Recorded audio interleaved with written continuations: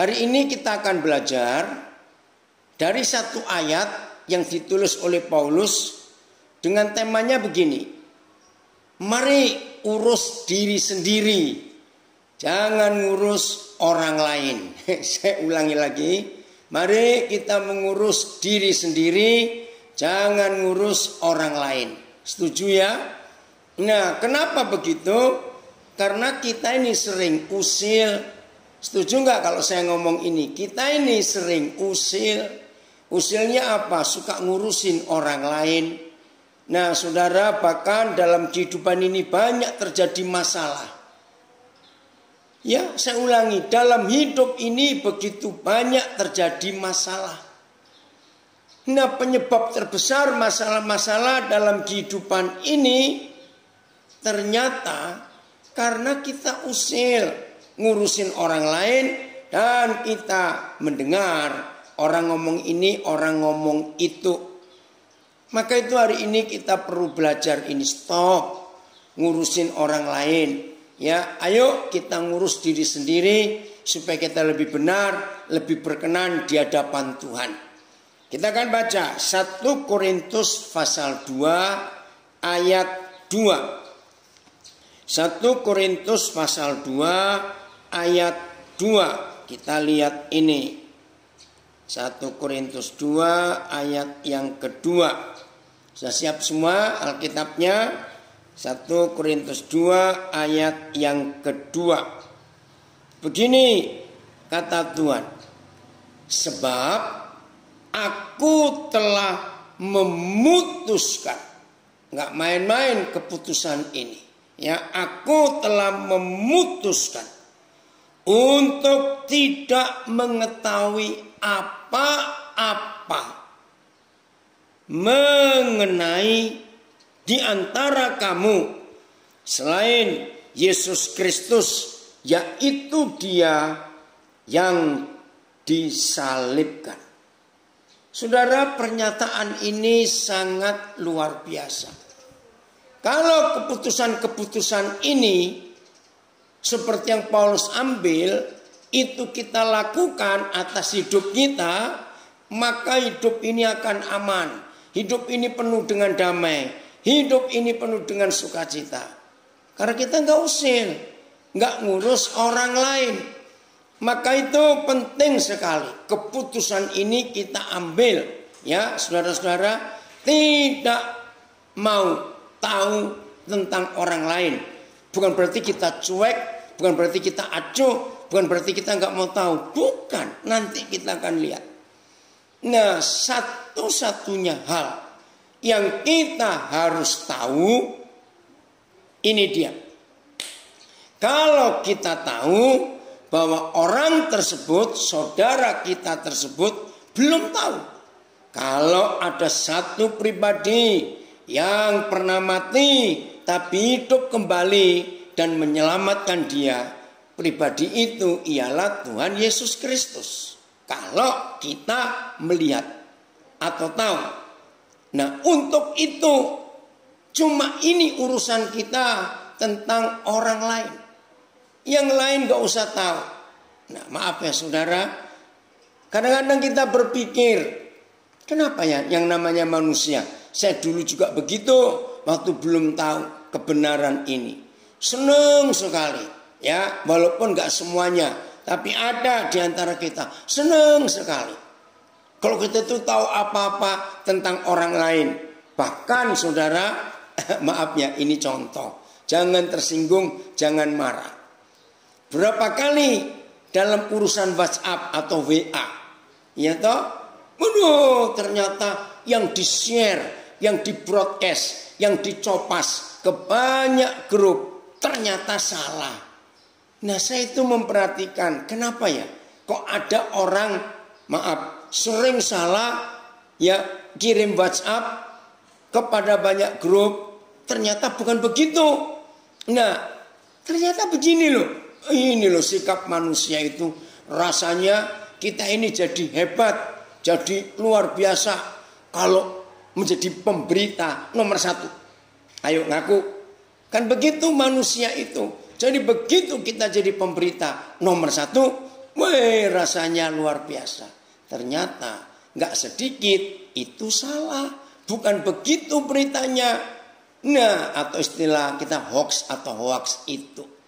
Nah, saudara, bayangkan kalau kita punya tekad dan kita diakui selalu menjadi pemberita yang pertama tentang kebenaran.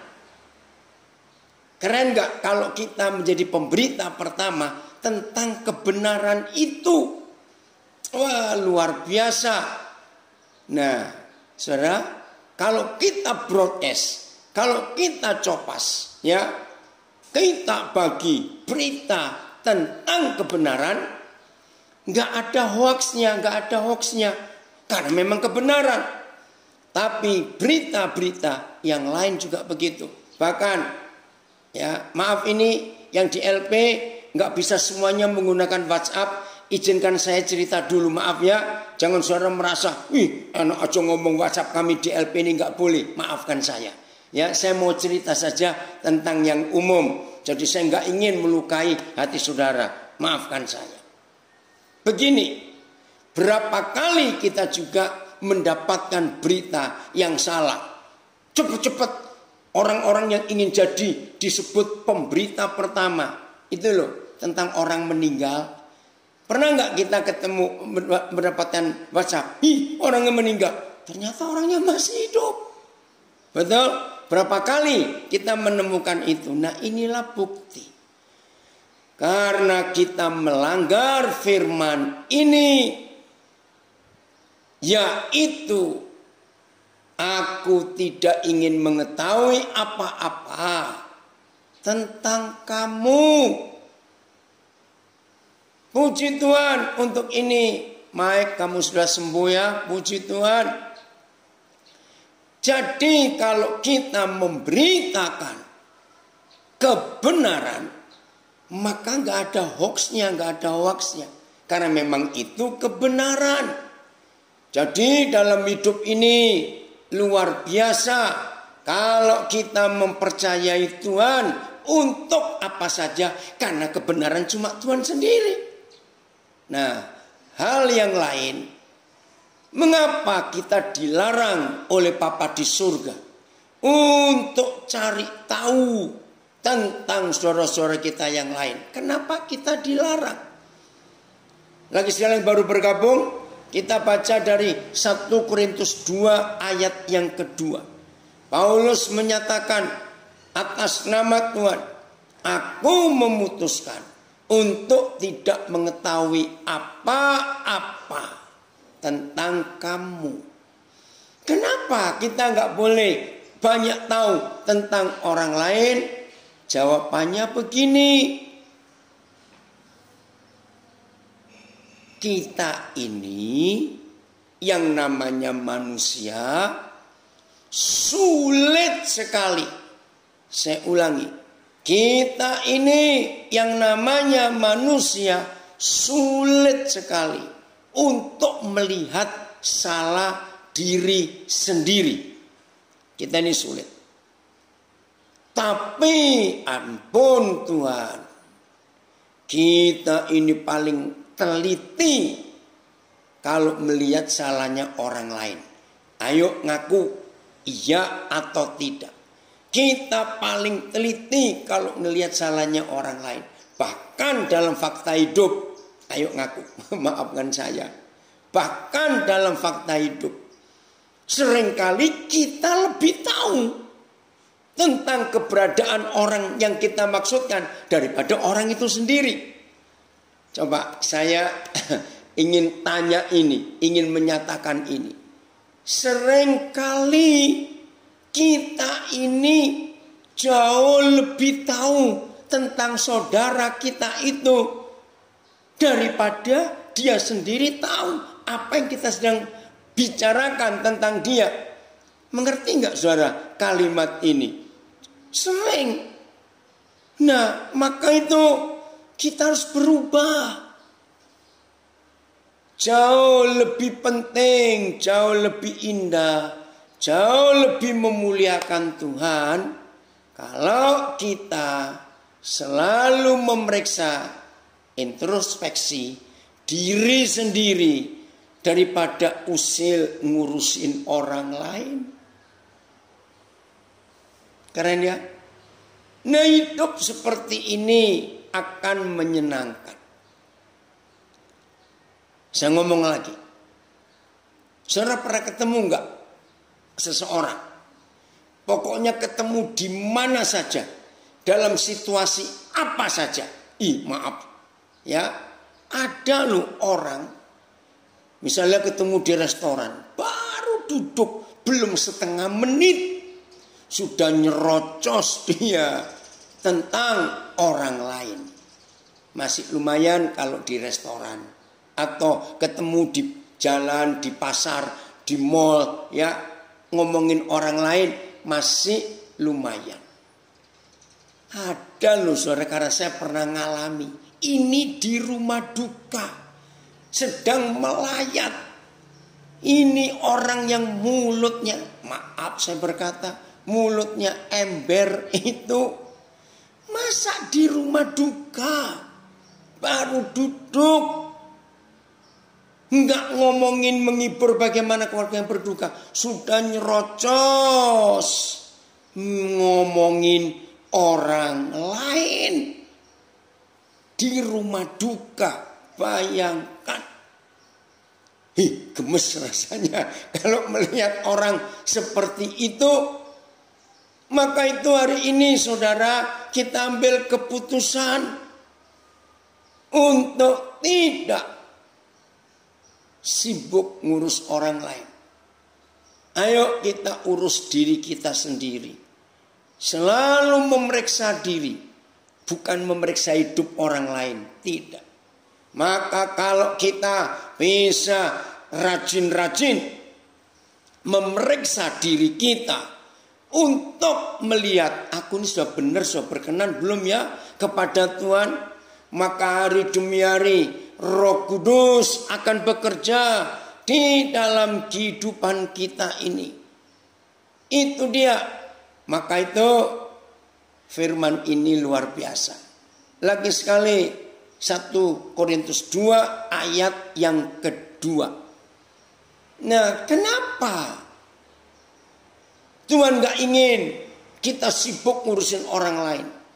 Karena dalam hidup kita masing-masing ada target. Saya ulangi. Karena dalam hidup kita masing-masing ada target. Ada goal. Ada sasaran. Bobby, terima kasih kamu ngomong itu ke Papa. Puji Tuhan, ada saudara kita, Pastor Roy Su dari New York ikut gabung. Puji Tuhan, kita belajar bersama-sama. Nah, targetnya ini yang kita harus capai. Itu goal hidup kita. Ada beberapa ayat dalam perjanjian baru yang mengatakan bahwa kita ini harus menjadi sama seperti Kristus. Ini ada anak saya dari Manokwari komen. Ya bilang, itu sebabnya. Ya saya baca ya. Salah satu tips awet muda. Buktinya Papa awet muda terus segar betul hari ini, puji Tuhan. Iya. Karena gak ngurusin sampah-sampah dalam hidup ini, maaf. Kalau kita hanya urusan kita dengan Tuhan, hidup ini luar biasa, indah dan menyenangkan. Itulah Tuhan kita. Jadi selalu memeriksa hidup kita. Nah, targetnya ini. Coba kita lihat 1 Yohanes 3 ayat 2. Nah, kalau saudara dan saya ingat dan tahu ada target yang Papa berikan buat kita. 1 Yohanes 3 ayat 2. Wih, ini target yang luar biasa. Kita tidak boleh lari dari target ini. Bahkan seringkali kita dibuat lupa akan target ini. Tapi hari ini biar Tuhan ingatkan kita kembali. 1 Yohanes 3 ayat 2. Begini kata Tuhan. Saudara-saudaraku yang kekasih, sekarang kita adalah anak-anak Tuhan. Tetapi belum nyata ya apa keadaan kita nanti. Akan tetapi kita tahu bahwa apabila Kristus menyatakan dirinya. Nah, perhatikan kalimat ini. Apabila Kristus menyatakan dirinya kepada kita masing-masing, ini targetnya, ini goal kehidupan kita. Kita akan menjadi sama seperti dia. Wih, luar biasa. Saya ulangi, inilah satu-satunya goal, inilah satu-satunya target, inilah satu-satunya tujuan. Saudara dan saya dipanggil dan dipilih menjadi anak-anak Bapa di surga. Lalu kita dipanggil dan ditetapkan menjadi murid-murid Yesus. Target satu-satunya adalah saudara dan saya ditetapkan untuk menjadi sama seperti Yesus. Termasuk saudara dalam LP yang sedang ikut belajar. Ya, Pak Roy Su lewat Zoom hari ini ya, kita belajar bersama-sama saudara-saudara kita dari 16 penjara yang ada di Indonesia. Nah, ini supaya saudara kita dari New York bisa tahu. Pak Roy, nanti tanggal 5 April waktu Paskah hari Senin ya, kita akan mengadakan ibadah Paskah bersama hampir 60 penjara se-Indonesia. Ya, nanti Pak Roy beritahu rekan-rekan saudara kita yang gereja-gereja Indonesia yang ada di Amerika untuk ikut gabung. Ya, jamnya sama Pak Roy, ya, jam 9.15. Ya, hari Senin itu. Ini anugerah Tuhan yang luar biasa. Belum pernah terjadi dalam sejarah Indonesia kita bisa beribadah bersama-sama 50 sekian saudara kita dari itu jumlahnya bisa 2000-an ya. Puji Tuhan, ini berkat Tuhan yang hebat. Oke, kita lanjut. Nah, jadi karena kita punya target yang gak main-main untuk menjadi sama seperti Yesus, maka kita harus full konsentrasi. Dengarkan. Karena target ini berat, saudara. Yaitu menjadi sama seperti Tuhan Yesus. Ingat 1 Yohanes 3 ayat 2 tadi. Maka dalam perjalanan hidup kita ini harus full, penuh konsentrasi untuk mencapai sasaran itu, target itu. Berapa hari yang lalu itu mengagumkan, saudara. Ngikuti nggak berita itu sampai masuk TV. Ada satu kebiasaan unik ya orang-orang di Arab Saudi, yaitu punya binatang peliharaan, bukan kucing, bukan anjing, tapi mereka itu unik, binatang-binatang buas. Nah, salah satunya adalah burung elang. Nah, berapa hari yang lalu itu saya sampai menangis. Gini loh, jadi ada seekor burung elang yang sudah bersahabat baik dengan pelatihnya. Nah, nggak tahu ide dari mana burung elang ini dilepaskan dari gedung tertinggi di dunia. Aduh, tolong saya yang di Facebook dan di Instagram, itu berapa ratus meter tingginya ya, yang di Dubai ya. Nah, itu sekian kilometer ke atas, tinggi sekali gedung itu. Lalu seekor elang ini dilepas dan diberi kamera. Dia itu bisa cari loh di mana pelatihnya. Saudara, yang mengharukan itu ketika sekian waktu dia terbang, itu kepalanya lihat kiri kanan, lihat kiri kanan. Bayangkan, orangnya aja nggak kelihatan. Saudara, begitu sampai satu ketinggian, ya berapa tinggi ya Ibu Rina Mustikasari? Burj Khalifa. Nah begitu elang ini sudah kelihatan pelatihnya, saudara, wih saya terharu sekali. Itu kelihatan wajah, kepalanya nggak noleh kiri kanan, tidak. 828 meter. Terima kasih Pak Raymond Talakua. Bayangkan hampir 1 kilometer tingginya dari permukaan tanah. Begitu elang ini tahu itu pelatihnya dari permukaan tanah, tangan pelatihnya itu melambai-lambai. Di situ saya nangis. Ternyata elang ini begitu sukacitanya melihat pelatihnya itu. Terima kasih nak. Wih lama papa nggak ketemu kamu David, Mangepulan. Ya, saudara perhatikan. Begitu dia tahu itu pelatihnya, sudah kepalanya nggak noleh kiri kanan lagi, langsung dia menukik. Ketika dia sampai ke tangan pelatihnya itu, saya belajar. Elang ini full konsentrasi. Dia nggak cari mangsa, dia nggak cari yang lain. Dia cari pelatihku di mana. Tolong catat, ketinggian 828 meter. Elang. Dan nggak pakai kacamata atau kaca pembesar. Dia bisa tahu di mana. Ini ada komen. Berarti jarak 400 lampu jalan tol. Kalau kita sudah nggak kelihatan itu betul. Karena setiap lampu kan 2 meter ya jaraknya itu. Bayangkan saudara. Elang itu bisa tahu di mana pelatihnya.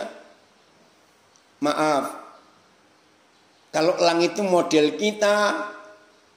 Nanti aja kalau sudah agak rendah, aku cari di mana pelatihku. Mungkin noleh kiri, noleh kanan, cari ini, cari itu. Karena berapa kali bukan? Contohnya, ada suami pamit sama istrinya, aku pergi sebentar ya mau beli ini. Atau sebaliknya, istri pamit sama suaminya, aku mau beli itu sebentar ya. Sudah jelas, sebentarnya kok lama sekali. Ya begitu sampai rumah kan kita alasan, loh katanya sebentar. Iya, ternyata tadi ketemu orang ini, aku kok lihat barang ini, oh aku pingin itu. Sering gak kita seperti itu dalam hidup kita? Saudara, belajar dari elang itu. Konsentrasinya bukan cari mangsa, bukan mampir ke gedung itu dulu, bukan mampir ke pohon itu dulu, tidak. Itu yang luar biasa, yang memberitahu dia siapa. Waktu mau dilepas, kamu cari pelatihmu ya. Nggak ada yang memberitahu. Dia kok bisa tahu? Saya merenung waktu itu. Nah setelah itu besoknya masuk TV. Berita dunia ini. Elang itu luar biasa. Full konsentrasi. Tidak kemana-mana. Dia hanya konsentrasi kepada pelatihnya. Saya ulangi lagi. 1 Yohanes 3 ayat 2. Saudara dan saya, mantan-mantan penjahat dan orang-orang berdosa ini, ditetapkan untuk mencapai goal atau mencapai target, mencapai tujuan. Lagi sekali 1 Yohanes 3 ayat 2. Sama, menjadi sama seperti Yesus, nggak main-main. Wih, kita sadar. Saya pakai istilah ini. Orang Jakarta bilang boro-boro menjadi sama seperti Yesus. Mirip-mirip aja susah. Ngerti kata mirip-mirip aja susah. Ini menjadi sama seperti Yesus. Aduh saudara, menyedihkan sekali. Karena kita nggak beriman bahwa kita bisa sampai ke situ. Hari ini ambillah keputusan bahwa kita bisa. Karena Tuhan yang ngajak, Tuhan yang minta untuk kita bisa menjadi sama seperti Dia. Terima kasih Bapak untuk kebenaran yang luar biasa ini. Maka itu Salah satu syaratnya konsentrasi kita harus penuh. Mata ini nggak boleh lihat kiri kanan. Seperti elang itu bisa penuh, maka itu dia sampai ketemu pelatihnya dalam jarak 828 meter. Itu luar biasa. Nah, salah satunya adalah hiduplah konsentrasi ke Yesus dan ke diri kita sendiri. Jangan sibuk ngurus orang lain. Jangan, ya. Ayo kita sibuk hanya ngurus ke diri kita sendiri saja, bukan ke orang lain. Setuju ya? Maka itu stop. Jadi sekalian yang baru bergabung, 1 Korintus 2 ayat 2 adalah yang kita pelajari saat ini.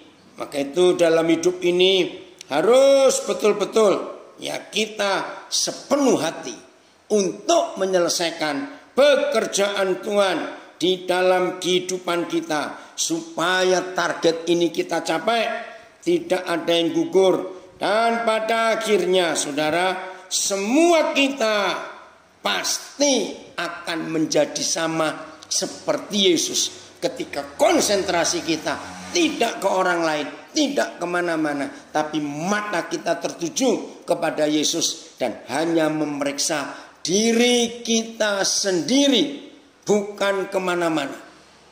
Ibrani 12 ayat 2. Inilah konsentrasi kita supaya kita tidak kemana-mana. Ya, Ibrani 12 ayat 2. Marilah kita melakukannya dengan mata yang tertuju kepada Yesus. Wih, keren sekali. Marilah kita melakukannya dengan mata yang tertuju kepada Yesus. Jadi mata kita nggak boleh kemana-mana, harus tetap tertuju kepada Tuhan Yesus. Maka kalau mata kita hanya tertuju kepada Tuhan Yesus, seperti elang yang dilepas dari 828 meter ketinggiannya dari permukaan tanah, maka kita nggak akan salah sasaran. Oh, terima kasih Siman. Ini ada yang memberi terjemahan lain. Terima kasih. Oh, bahasa Jawa, Siman. Oh, enggak sih. Oh, bahasa Indonesia dari, maaf. Hendaklah pandangan kita tertuju kepada Yesus. Ya, pandangan kita tertuju kepada Yesus. Terima kasih Siman untuk bahasa Indonesia sehari-hari ini. Nah, inilah perjalanan iman kita, inilah perjalanan hidup kita, inilah target hidup kita, yaitu menjadi sama, bukan serupa, bukan mirip, tapi sama seperti Tuhan Yesus. Sama seperti saudara, bukan mirip. Maka kalau kita sudah terus fokusnya ke sana, arahnya ke sana, dan satu tujuan, maka percayalah proses hidup kita untuk menjadi sama seperti Dia itu pasti terjadi. Nah, kita semuanya sadar yang namanya manusia mau keluar rumah sebentar saja, misalnya hanya mau ke tetangga, namanya manusia. Pasti kita bisa melihat sesuatu yang ada di sekitar kita situ. Tapi hari ini kita belajar. Kalau kita sudah punya tujuan satu, ya sudah. Selesaikan itu dengan baik. Maka kalau kita bisa menyelesaikannya dengan baik dan sempurna, woi, yang dapat pujian kemuliaan itu pasti Tuhan. Oh, ada terjemahan yang lain.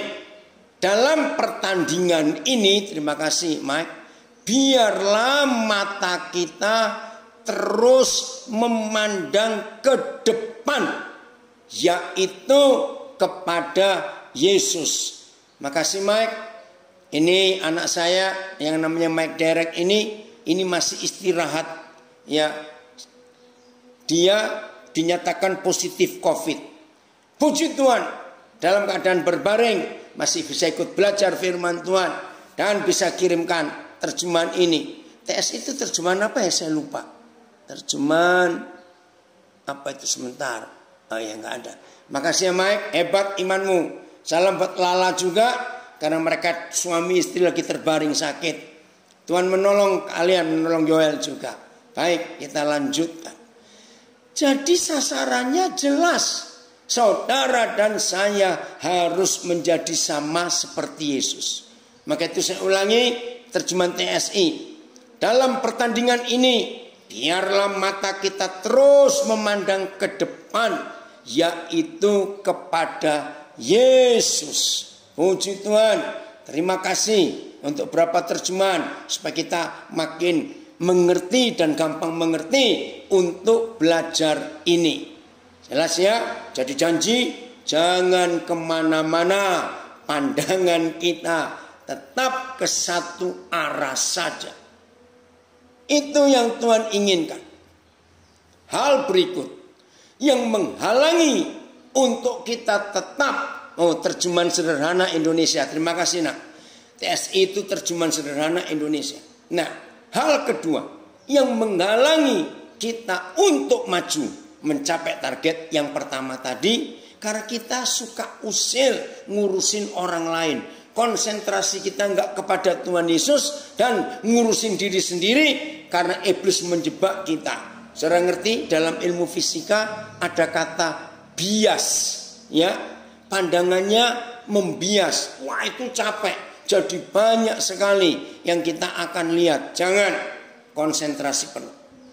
Penghalang kedua dalam hidup kita untuk bisa full konsentrasi, kita lihat Filipi pasal 3 ya, ayat 13 dan 14. Filipi pasal 3 ayat 13 dan 14. Saya ingin berkata langsung kepada saudara-saudara saya, anak-anak saya yang ada di LP, ya, walaupun kita belum ketemu muka, tapi kita satu saudara di dalam darah Yesus dan kuasa Roh Kudus. Saya pesan begini, jangan hanya konsentrasi menghitung masih berapa lama lagi aku di dalam, masih berapa belas bulan lagi, masih berapa bulan lagi, masih berapa minggu lagi. Jangan. Kalau saudara konsentrasi kepada sisa masa hukuman saudara, saudara akan stres, akan capek.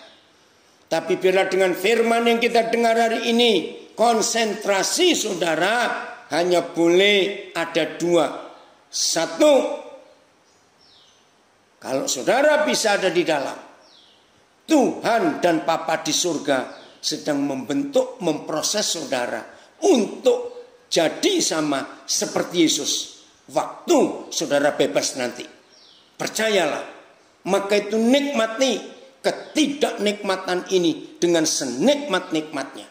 Maka sambil saudara menunggu waktu saudara bebas, saudara menikmati karena saudara sedang belajar bersama Roh Kudus, bersama Tuhan Yesus, bersama Bapa di surga. Nikmati. Yang kedua, jangan sibuk dengan kesulitan, penderitaan yang saudara alami di dalam. Itu wajar. Nikmati saja. Nah, kalau konsentrasi saudara tetap kepada rencana Tuhan ini, waktu yang saudara jalani sisa masa hukuman ini, itu jadi ringan. Karena targetnya pasti akan tercapai. Percayalah, Tuhan melindungi keluarga saudara. Ya, percaya itu. Bagi yang belum menikah, masih muda, konsentrasikan bahwa nanti kalau saudara bebas, aku mau buat ini, aku mau buat itu untuk Tuhan. Pasti Tuhan menolong. Jelas ya? Filipi 3 ayat 13 dan 14. Saudara-saudara, aku sendiri ya tidak menganggap bahwa aku bahwa aku telah menangkapnya. Tetapi ini yang kulakukan. Aku melupakan apa yang telah di belakangku dan mengarahkan diri kepada apa yang ada di hadapanku. Nah, jelas toh. Konsentrasinya kemana? Mengarahkan diri kepada apa yang telah di belakangku. Terima kasih Jack. Ini anak saya yang polisi di Nabire ikut belajar firman Tuhan juga. Bagaimana Jack? Aman-aman Nabire? Karena sebentar lagi akan ada pengumuman siapa bupati kami yang baru. Tuhan menolong, ya, semuanya aman. Saya ulangi lagi, fokusnya adalah ke depan, bukan ke belakang. Ya, ini ada salah seorang anak saya juga yang pernah ngalami seperti saudara di LP. Setuju Papa? Pesan Papa untuk saudara-saudara di dalam itu benar banget. Itu sangat menguatkan mereka. Puji Tuhan. Oke. Nah, saya akan baca terjemahan FAYH. Saudara-saudara, saya belum lagi menjadi seperti yang diharapkan. Nah, ini firman terjemahan FAYH. Saudara-saudara, saya belum lagi menjadi seperti yang diharapkan. Ya, semua kita belum jadi. Ya, tapi saya mencurahkan segenap tenaga saya. Mana ini? Saya mencurahkan segenap tenaga saya untuk satu perkara ini, yaitu dengan melupakan apa yang telah lalu dan mengharapkan yang akan datang. Puji Tuhan untuk itu. Nah, maka itu saudara di dalam. Dan semua kita ingat ya, halangan kedua untuk kita mencapai target, saya ulangi, halangan kedua untuk kita mencapai target karena kita konsentrasinya ke belakang, ke masa yang lalu. Itu bahaya sekali. Maka itu kalau ada di antara kita sudah ada di bulan Maret loh saudara, tahun 2021. Jangan hidup itu di tahun 98. Loh, kenapa? Maaf, ini saya cuma guyon. Ya karena 98 ada yang putus pacar. Dan penyesalannya sampai 2021. Wih, berarti orang itu hidup ketinggalan berapa puluh tahun. Ngerti nggak maksud ini? Apapun yang terjadi, sepahit apa, semenderita apa, sejelek apa, yang sudah kita lewati, itu sudah lewat. Ayo kita lihat ke depan. Nggak boleh ke belakang lagi. Harus tetap maju dalam hidup kita. Ayat 14. Dan berlari-lari kepada tujuan untuk memperoleh hadiah, yaitu panggilan surgawi dari Tuhan dalam Kristus Yesus. Wow, Ivan, ini dia orang hebat dari Sulawesi Utara, Ivan Sarundayang. Forget about tomorrow. Live for today and hoping for tomorrow. Artinya gini, lupakan yang kemarin. Hiduplah untuk hari ini dan berharaplah untuk besok. Terima kasih Ivan. Nah, saya baca ayat 14 terjemahan FAYH tadi. Saya berusaha mencapai akhir perlombaan untuk menerima pahala yang telah disediakan Tuhan bagi kita di surga. Karena apa yang kita lakukan, apa yang dilakukan Kristus bagi kita, putus ini ya. Oke. Jadi kita harus ke depan melihatnya. Jangan kita noleh ke belakang. Ada target, ada sasaran, yaitu menjadi seperti Yesus. Tahu kemarin ya, Van. Forget about yesterday. Sorry, bukan besok. Lupakan yang kemarin. Hidup untuk hari ini. Berharap untuk besok yang akan datang. Ini dia bahwa Tuhan akan menolong kita untuk kita menjadi pelakunya. Oh, terjemahan lain. WBTC ini apa? Saya belum tahu. Saudara-saudara, aku tahu bahwa aku belum mencapai tujuan itu. Tetapi ada satu yang selalu kulakukan. Satu yang selalu dilakukan. Aku melupakan yang telah lewat. Aku berusaha sekuat tenaga mencapai tujuan yang ada di depanku. Wih, luar biasa. Terima kasih Tuhan untuk kasih Tuhan. Ya.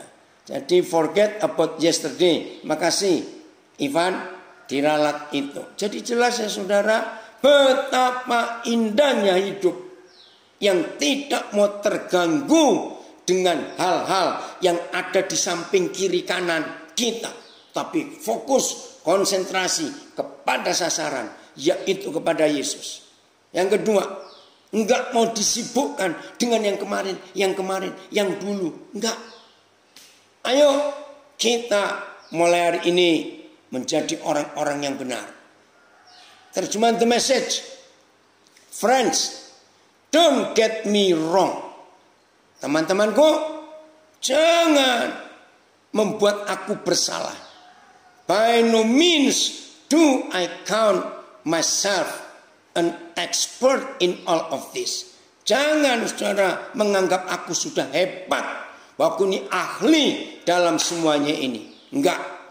But I've got my eye on the goal. Tapi ini keputusanku. Mataku kuarahkan. Set on. Ya. Mataku kuarahkan kepada tujuanku. Ini kalimat bagus. But I've got my eye on the goal. Mata ini enggak boleh kiri kanan. Tetap kepada sasaran. Where God is beckoning us onward to Jesus. Di mana Bapa di surga mendorong kita, membuat kita untuk terus maju ke arah Yesus. Ini terjemahan The Message. Ini yang luar biasa. Puji Tuhan, Esther, kalau dibangun, dikuatkan dengan kebenaran yang kita pelajari ini, maka dalam hidup ini saudara, tidak ada hal yang lain kecuali kita lihat ke arah Yesus. Karena kesanalah nanti kita akan menuju, dan kesanalah kita nanti akan jadi. Maka itu jangan mau diganggu dengan yang dulu, jangan. Tapi kita akan sangat terganggu, bukan terganggu negatif ya, terganggu positif, yaitu ke arah Yesus. Karena target kita ke situ, tujuan kita ke situ. Nah, ini bahasa Jawa. Izinkan saya juga baca bahasa Jawa supaya yang Jawa juga tahu. Para sedulur, aku dhewe pancen ora rumangsa wis menang lan oleh ganjaran, ya. Terus, nanging saperkara sing tak kudi ya dituju ya kuwi ngelalekake samubarang sing ana ing buriku lan ngetok karosanku, kekuatanku nyandak apa sing ana ing ngarepku. Puji Tuhan, jadi sekuat tenaga meraih apa yang ada di depanku. Terima kasih untuk sasaran hidup yang jelas dan yang pasti ini. Untuk itu saudara, tidak ada alasan lain kita putus asa dalam perjalanan hidup kita seperti ini. Saya nggak tahu ini anak saya ada nggak ya, Frankie. Ya, biasanya dia gabung di Zoom. Ya, dia orang Makassar, dia yatim piatu, tapi sudah tinggal di Jakarta. Tahun lalu saudara, dia dinyatakan positif COVID. Tapi karena dia nggak mengganggu saudara yang lain di tempat kos, maka keadaan makin parah dan dia datang ke satu rumah sakit. Ya, saya lupa rumah sakit apa itu. Nah, begitu sampai sana, dokter kaget saudara. Oksigennya saturasinya sudah hampir 60, 59 sekian. Sudah bahaya itu. Nah, di rumah sakit itu awal-awal itu ya, itu bulan Maret tahun yang lalu. Nggak ada perlengkapan. Nah, yang ada di Wisma Atlet yang Kemayoran ini. Nah, Karena dia sudah dinyatakan positif, maka dia tidak ada ambulan bisa mengangkutnya, ya karena waktu itu lagi panik. Juga tidak boleh dilarang, jangan naik Gojek atau taksi atau Grab, karena nanti akan menular. Lah terus bagaimana? Perawat di situ bilang, Bapak harus jalan. Hah? Dalam keadaan seperti itu, aduh, waktu dia cerita, secara logika dia nggak akan sampai. Pasti akan ambruk di jalan. Jalan kaki. Karena nggak boleh naik apa-apa. Rumah sakitnya nggak tahu bagaimana. Saudara, waktu dia cerita kepada saya, Pak, napas ini sudah nggak tahu bagaimana. Bayangkan jarak cuma sependek itu. Dia jalan mungkin kurang lebih 1 jam. Saudara, luar biasa. Makasih rekan saya dari Pontianak, Pak Sianipar. Topik ini semakin fokus pada panggilan hidup seperti Tuhan Yesus betul. Nah, yang membuat dia kuat, dia ada 2 dia lakukan. Aku harus tetap hidup untuk memuliakan, menyelesaikan panggilan Tuhan. Yang kedua, tujuanku cuma 1, Wisma Atlet. Enggak ada tujuan yang lainnya. Mau kemana? Dia jalan. Dengan susah payah nyampe juga. Begitu nyampe langsung diperiksa. Perawat dan dokter yang meriksa bilang, ini luar biasa. Seharusnya Bapak sudah nggak nyampe ke sini. Oksigennya malah kurang. Puji Tuhan. Tapi lama, saudara. Sebulan lebih dia dirawat di Wisma Atlet itu. Puji Tuhan. Sekarang dia sehat dan boleh tetap melakukan pekerjaan Tuhan itu. Nah, jadi saudara, kalau kita punya fokus jelas ke arah mana, maka kita tidak akan gagal dalam perjalanan iman kita ini. Berapa hari yang lalu, saya nggak tahu itu kenapa, kok ada tulisan viral. Mudah-mudahan ada di HP saya sini. Ya, Pak Jokowi menuliskan tentang hebatnya ibu negara. Ibu Iriana. Oh, nggak ada di sini. Saya kagum waktu membaca itu juga. Bagaimana Bapak Jokowi memuji hebatnya Ibu Iriana, istrinya itu. Bentar ya. Betapa hebat kesetiaannya. Diceritakan dari awal. Waktu mereka baru menikah. Lalu Pak Jokowi harus kerja di Aceh. Ya, di hutan. Ya, masih ingat akhirnya Pak Jokowi sampai punya orang tua angkat, orang Aceh itu.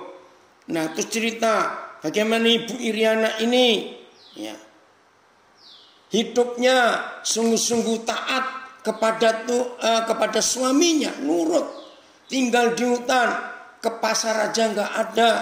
Lalu cerita 2 tahun di Aceh, pulang ke Jawa, buka mebel, rumah kecil, kontrak lagi. Tiap hari rumah itu penuh dengan debu kayu. Karena harus geraji, harus masalah semuanya. Pak Jokowi bilang, istri saya Ibu Diana tidak ngomel sedikit pun. Wah, itu luar biasa, saudara. Nah, fokus. Padahal belum jadi apa-apa. Wali kota juga belum. Tapi dia adalah ibu negara yang luar biasa. Akhirnya jadi wali kota. Sama. Bagaimana kerendahan hati. Jadi wali kota. Belum selesai periode kedua. Jadi gubernur. Dikatakan sama. Fokusnya, konsentrasinya. Enggak yang macam-macam.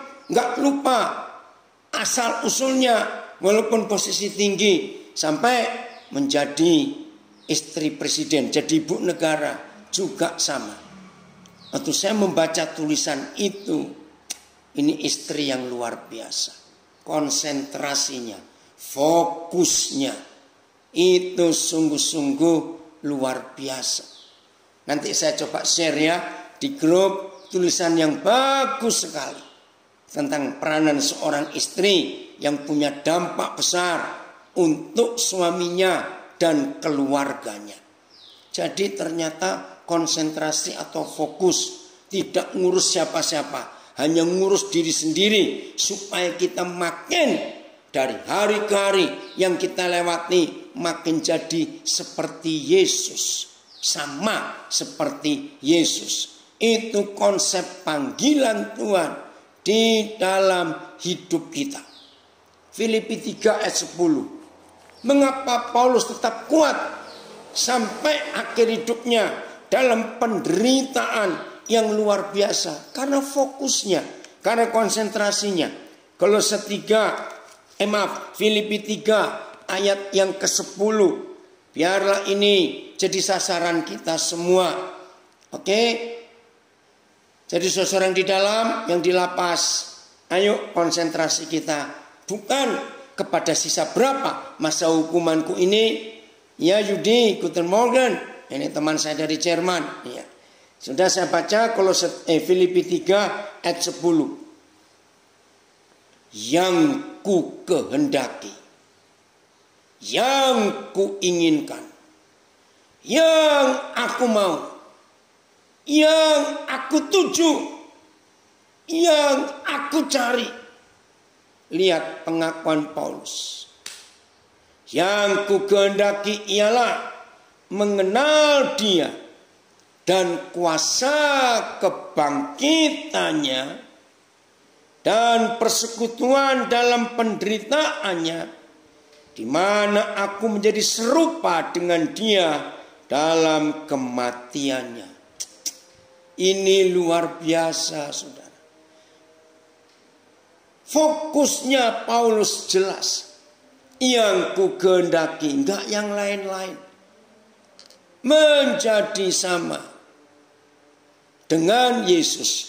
Bukan dalam hal-hal mujizat yang dia lakukan, yang Yesus lakukan. Tapi dalam penderitaannya sampai pengen seperti Yesus. Paulus mati. Wih, itu mati tersiksa.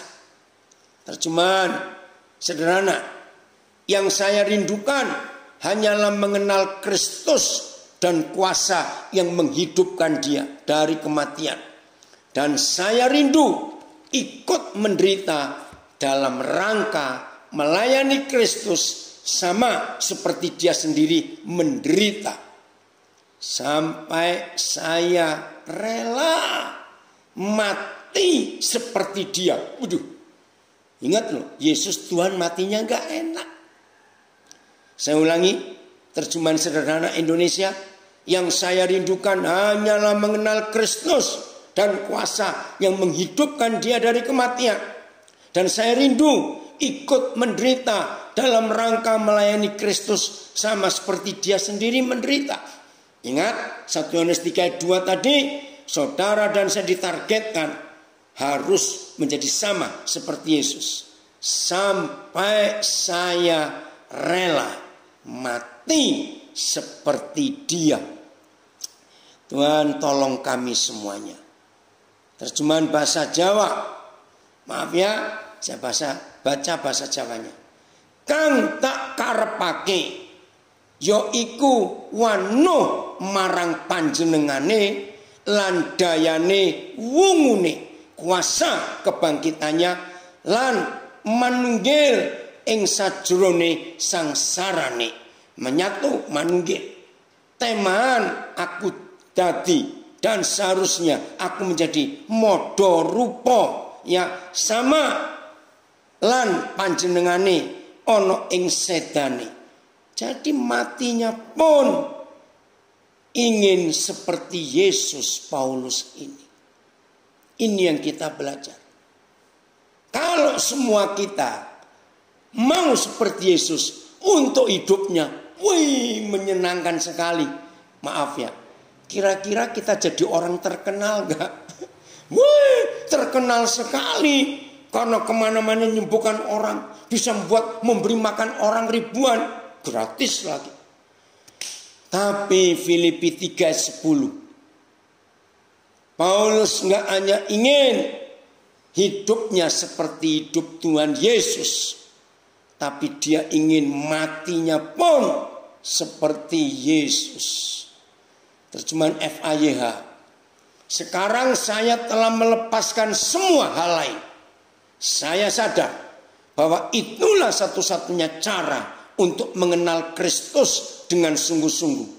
untuk mengalami kuasa yang menghidupkannya kembali. Oke, kalau itu. Serta, nah ini, serta untuk mengerti apakah artinya menderita dan mati bersama dengan Dia. Jadi nggak cuma hidupnya Yesus yang kita ingin teladani, yang Paulus teladani, tapi matinya juga. Tuhan tolong kami. Terjemahan Webster. Makasih Philemon. That I may know him. Supaya aku kenal dia. And the power of his resurrection. Dan kuasa yang membangkitkan dia. And the fellowship of his sufferings. Dan aku mau bersekutu menikmati penderitaannya. Being made conformable to his death. Dan aku boleh diformasikan yang sama. Waktu Yesus mati. Diformasikan yang sama. Jadi ngalami mati seperti Yesus. Luar biasa. Maka kalau hidup ini seperti itu. Pramono, puji Tuhan, ikut hadir. Ada yang berdoa di Instagram. Ku mau sepertimu Yesus. Disempurnakan selalu. Dalam setiap jalanku memuliakan namamu. Puji Tuhan. Jadi fokus kita. Stop ngurusin orang lain. Usil dengan urusan orang lain. Kalau toh Tuhan izinkan. Saya ulangi. Kalau toh Tuhan izinkan. Ya. Supaya apa yang terjadi dalam hidup Yesus terjadi juga dalam hidup kita. Maka percayalah saudara, Tuhan akan bekerja secara luar biasa dalam hidup kita. Begini, kalau Tuhan izinkan, kita tahu ada saudara kita berbuat salah. Kalau Tuhan izinkan, maka sikap kita cuma satu di antara dua. Dengar ya, satu. Kita hanya lapor ke Tuhan tentang apa yang terjadi. Ya, kita hanya lapor kepada Tuhan tentang apa yang terjadi dengan saudara kita itu. Atau yang kedua, kita datangin dia, sampaikan. Dan jangan lewat orang lain. Dengarkan, jangan lewat orang lain. Cukup kita dengan dia. The message. Ya, saya baca. Makasih Philemon. Sebentar. I gave up all that inferior stuff. Aku melepaskan semua hal-hal tentang kepribadianku yang di dalam ini. Inferior stuff. Masalah-masalah pribadi. Aku menyerahkan semuanya. So, I could know Christ personally. Nah, ini terjemahan The Message beda dari beberapa terjemahan.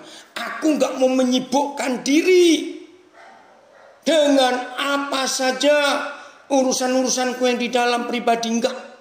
Tapi aku berusaha untuk mengenal Kristus secara pribadi. So I could know Christ personally. Experience his resurrection power. Menikmati kuasa kebangkitannya. Be a partner in his suffering. Menjadi teman sependeritaannya. Wih, luar biasa. And go all the way with him. Waduh, ini yang gak enak. And go all the way with him to death itself. Dan aku mau menemani dia menuju jalan kematiannya. Ini untungnya kalau kita bisa membaca banyak terjemahan. Mau menemani Tuhan Yesus di jalan kematiannya. Waduh, ini luar biasa. Maka itu kalau cuma baru disinggung, baru digosipkan, baru dituduh, baru difitnah, belum apa-apa. Nikmati. Maka kalau fokus kita ke situ, kepada Yesus ini, kita nggak sibuk ngurusin orang lain. Maka itu saya ulangi, kalau Tuhan izinkan saudara dan saya melihat, mengetahui sendiri ada rekan kita, saudara kita yang berbuat salah, cuma ada satu di antara dua. Satu, berdoa kepada Tuhan, minta hikmat bagaimana caranya supaya aku bisa cari menasihati dia. Yang kedua, datangi dia. Nggak boleh kita gosipkan. Saudara, ayo kita doakan ya. Aku tahu loh saudara kita itu begini-begini kemarin. Awas. Itu bukan mendoakan. Mulut ini jahat. Udah ngeri sekali. Ya, ini dari New York. Fix your eyes on Jesus. Fix. Arahkan mata kita kepada Yesus. He is the good shepherd. Thank you Pastor Roy Suwo. Karena dia gembala yang baik.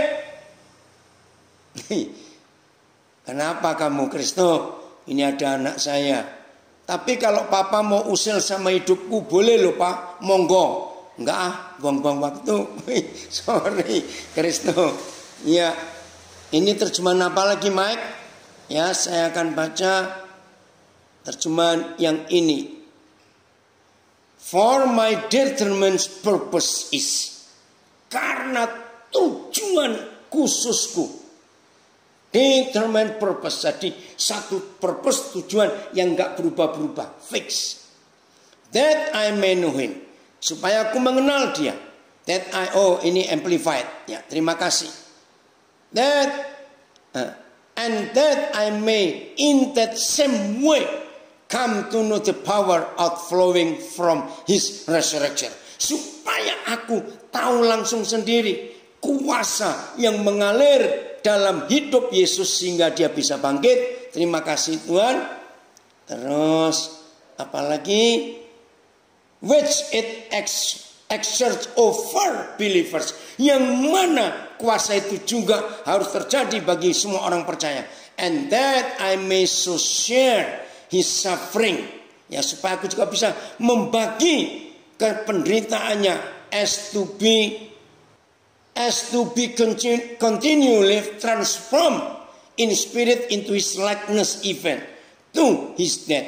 Jadi aku ditransformasi dengan hidup Yesus lewat penderitaan dan kematiannya. Woi, luar biasa. Terima kasih Tuhan, terima kasih. Saya bacakan komen ini. Firman pagi ini, mari urus diri sendiri. Sebab kita manusia sulit melihat kesalahan diri sendiri. Paling teliti kalau kita lihat salah orang lain. Mulai sekarang kita harus koreksi diri sendiri. Dalam hidup kita ada target yang harus kita capai. Untuk mencapai target itu, hidup kita harus full fokus pada Tuhan dan diri sendiri saja. Maka kita akan menjadi sama seperti Yesus. Melupakan apa yang di belakang dan melihat ke depan untuk melihat hari esok dengan mata tertuju pada Yesus. Mengenal, mencari Yesus dalam kuasa kebangkitannya. Bisakah saya seperti Paulus lakukan? Roh Kudus pasti tolong. Puji Tuhan. Dan inilah hikmat yang Tuhan berikan buat kita semuanya. Maka kalau konsentrasi kita full kepada Yesus, nggak ngurus orang lain. Kalau ada orang yang kita tahu dia belum tahu Yesus mati buat dia, ini tugas kita untuk berbagi kepada mereka. Biarlah firman ini menjadi tuntunan buat kita semuanya. Dan akhirnya semua kita akan punya sasaran, punya tujuan yang jelas. Tuhan Yesus memberkati kita semua untuk kita menjadi pelaku firman.